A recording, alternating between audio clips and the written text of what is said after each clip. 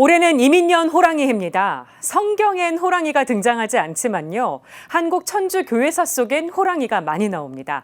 가톨릭 평화신문 이학주 기자와 이야기 나눠보겠습니다. 이학주 기자, 안녕하세요. 네, 안녕하세요. 한국 교회사 속에 등장하는 호랑이들을 찾아봤다면서요. 네, 아시다시피 우리나라에는 예전에 호랑이가 아주 많이 살았잖아요. 생각해보니까 이제 한국 천주교 신자들은 산속에 숨어 살았는데 그러면 이 산의 주인이라 불리는 호랑이를 만날 가능성이 더 높지 않았을까, 이런 호기심에서 시작했습니다. 네. 그렇게 해서 찾아보니까 기록에 호랑이에 대한 이야기가 많이 나오더라고요. 그렇게 제가 이번에 이거를 올해가 호랑이의 이민년이니까 그 기획이랑 묶어서 한국 교회사 속 호랑이 이야기를 기사로 해보면 좋겠다, 이런 생각이 들어서 기사를 제가 2번에 걸쳐 쓰게 됐습니다. 네, 가장 먼저 등장하는 기록이 파리 외방전교회 선교사들의 기록인 걸로 보인다고요. 예.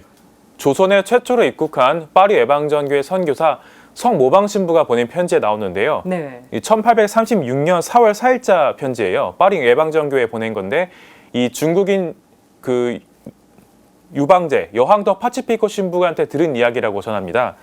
이 아이를 잡아먹으려다 관둔 호랑이의 이야기인데요. 어떤 호랑이가 아이한테 달려들어서 잡아먹으려고 했다고 합니다. 그때 네.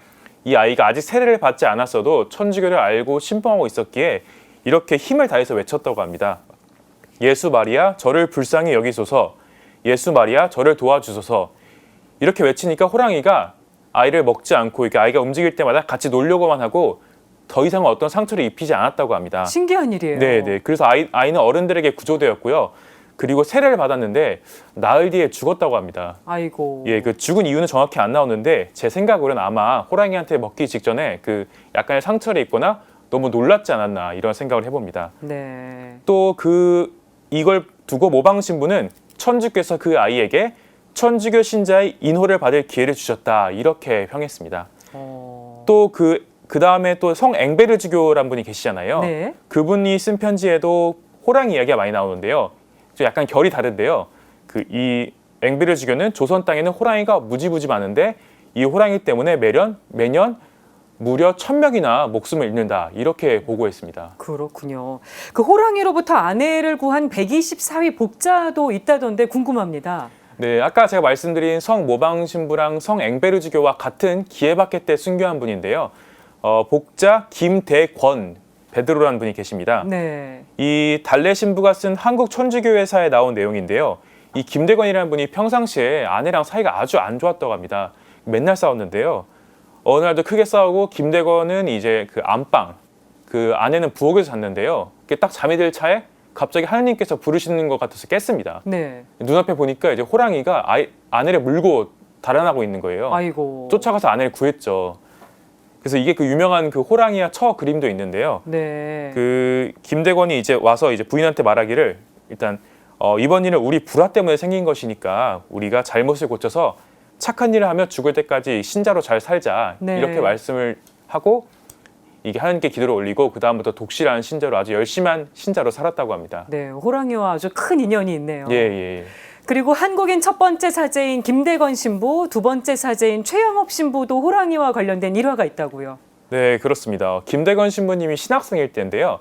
1844년 2월 5일부터 2달 동안 이 중국에서 두만강을 통해서 한국에 입국하는 경로를 탐색했습니다. 네. 그 경로 탐색한 과정을 이 보고서를 썼는데요. 훈춘 기행문이라는 보고서를 적어서 제3대 조선 대목구장 페레열 주교에게 보냈습니다. 네. 그 보고서에 호랑이에 대한 이야기가 나와요.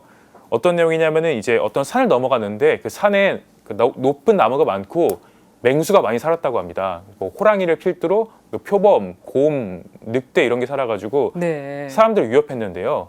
나그네가 많이 죽임을 당한 거죠. 그래서 김대건 신부 말로는 이번 겨울에만 근 80명의 사람이 죽고 100마리 이상의 소와 말이 이 맹수들에게 죽었다, 이렇게 내용이 나와 있습니다. 예. 그래서 김대건 신부가 무섭잖아요. 그래서 이제 다른 여행자들과 같이 무리를 지어가지고 움직이니까 이제 맹수들이 그걸 보고 감히 덤벼들지 못했다, 이런 이야기를 전합니다. 그렇군요. 네.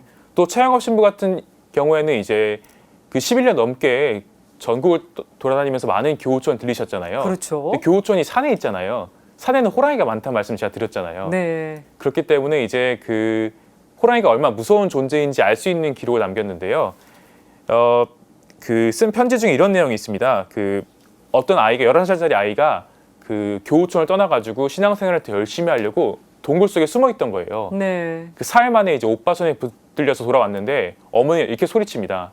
아, 넌 어린아이가 마귀 들린 게 아니냐, 호랑이가 안 무섭냐 이렇게 얘기해가지고 그걸 제가 보건데 아 그만큼 교우촌에 호랑이라는 게 좀 무섭고 위협적인 존재가 아니었을까 이런 네. 짐작을 할 수 있습니다. 네. 이런 기획을 통해서 다시 한번 생각을 해보게 됩니다. 예. 그러니까 예전에 호랑이 피해를 본 신자들이 정말 적지 않았던 거예요. 예.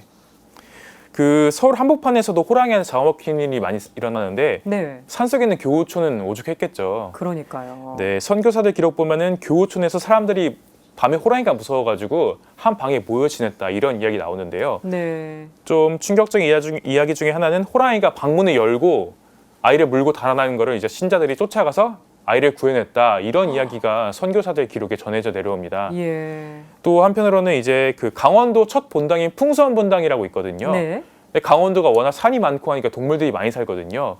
그때 그 정규하 신부라는 분이 그 조선대목구장 당시에 미텔 주교한테 편지를 보내는데 그 내용 중에 하나가 이제 1897년 새해 인사편지에 그 강릉에 사는 아가타라는 이 교우가 호랑이한테 먹혀서 머리와 가슴과 손만 남았다 이런 이야기를 하는데요. 아이고. 또 안타까운 소식이 이 아가타라는 자매에게 그 한 살배기 아기가 있었는데 그 아가타라는 자매에게 한 살배기 아기가 있었는데 그 아기가 이제 어떻게 할까 이런 고민을 전하는 이야기도 있습니다. 네. 어머니가 이제 돌아가셨으니까요. 아이고, 안타까운 일입니다. 예. 그 호랑이에게 아버지를 잃은 사제도 있다고요. 네.